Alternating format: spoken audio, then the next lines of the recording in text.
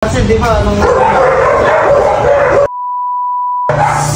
nangyari? nirevive po namin kasi di ba nung una, pan lang siya, 5%, 5 volts lang bawat isa. Oo. Ang ginawa po namin, pinantay-pantay po namin gano'n. So, okay na. Okay na po. So, ayan, kasi ilang, 2 weeks ko na hindi nagagamit yung e-bike ko. Kaya humingi na akong sa NWOW. Diyan mo naman talaga maasahan ng NWOW. Thank you so much, NWOW. So, ayan. Napaka-big help ko dito sa akin.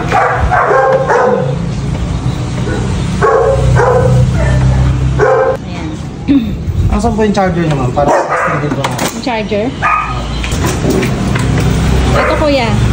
Ngayon po, check nyo rin po dito. Di ba dati kasi pag ino-open po natin gano'n, wala siyang number. Ngayon meron na po. Ngayon po, meron na po siyang laman na 51.4 volts. Ngayon po ma'am, iiwasan na lang po natin na pag hindi natin ginagamit, dapat po i-check din po natin lagi yung laman para po hindi rin po tayo na-dedrain yung battery. Katulad po nun, na-dedrain. Ilang percent dapat? So ang full charge po kasi dapat po nitong e-bike po natin is 53. So ang lobat niya po, 42, 43 pwede nyo na po siyang i-charge. Ang tagal po ng pag-charge niya po is 8 hours. Kala ko 6 hours lang. 8 hours. May false. May false. Asa po isa tama? Wait lang.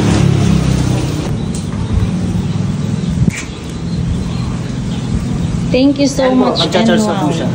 Okay. Charge po dapat. Pero sa ngayon po kasi may laman pa siya, antayin nyo po munang malobat. Okay.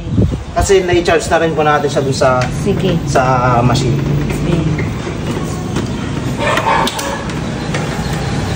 Ituran ko lang. So, ayan, thank you so much and pakabilis ng serbisyo nila. Sa mga gustong bili ng dyan, mga e-bike at ng pang service sa NWOW lang ang malakas. Diba? Thank you so much, NWOW. Thank you. Ayan. Thank you so much, Kuya. Thank you so much, Kuya. Thank you.